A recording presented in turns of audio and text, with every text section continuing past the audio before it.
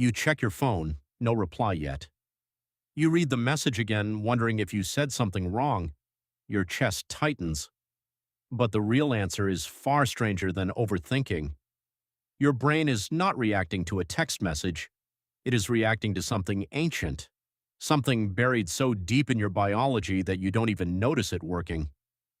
Rejection doesn't just hurt your feelings, it hurts your body. Why would a missed reply feel like an injury? In the early 2000s, psychologist Naomi Eisenberger ran an experiment that changed how scientists understood pain.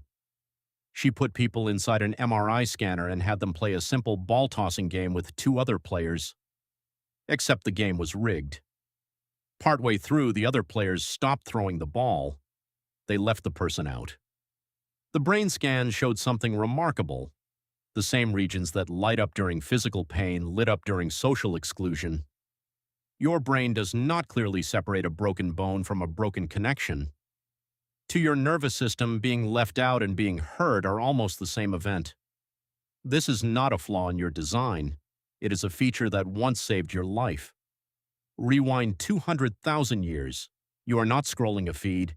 You are standing at the edge of a small group of humans, maybe 30 people, moving together across a dry grassland.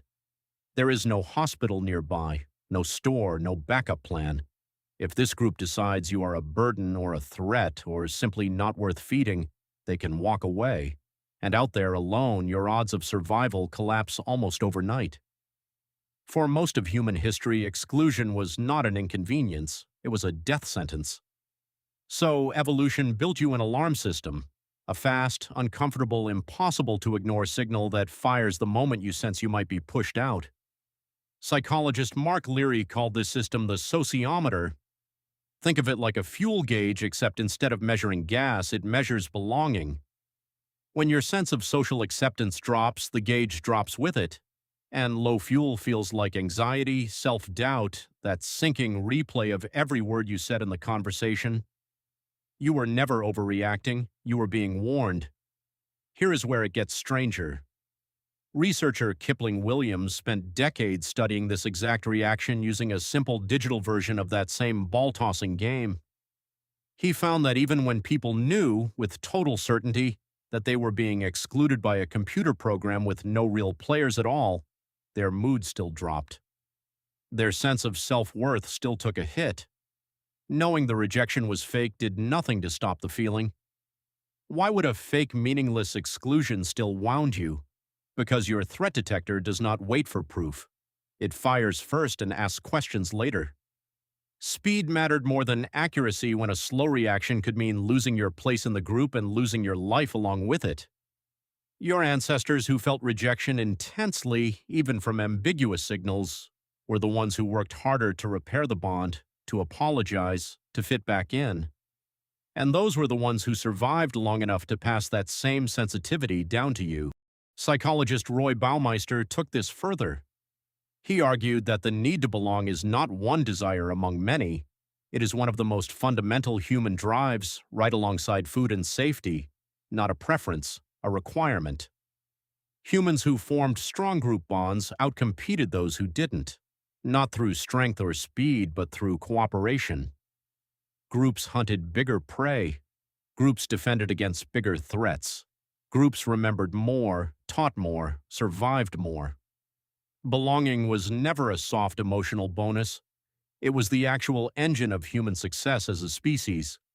So when you feel that hollow twist in your stomach after being left on red, or after a joke falls flat in a group chat, or after not being invited somewhere, you are not being fragile. You are running software built for a world where the group was the only thing standing between you and the dark. Your brain still doesn't know the difference between a modern group chat and a prehistoric hunting party. To your nervous system, both are your entire support system. Both are the difference between safety and exposure. This is also why rejection lingers longer than it should. Physical pain fades quickly once the injury heals. Social pain gets replayed, analyzed, rehearsed at 2 in the morning. That's not weakness either. It's your sociometer trying to extract a lesson, trying to prevent the next exclusion before it happens, because for most of your species' history, prevention was the only real strategy. Understanding this doesn't erase the sting, but it changes what the sting means. It is not proof that something is wrong with you. It is proof that something in you still works exactly as it was built to. Tonight, you'll probably check your phone again, and if the reply still hasn't come, that same old alarm might quietly go off. But this time you'll know what it actually is, not a verdict on your worth, just an ancient signal running on outdated information still trying to keep you inside the fire. And that's it for today's video. Human behavior is full of hidden patterns, biases, and fascinating psychological mechanisms that influence the way we think, feel, and act every day. On this channel, we'll break down these concepts in a simple and easy-to-understand way. If you're curious about human psychology and want to understand yourself and others better, make sure to stay tuned for future videos.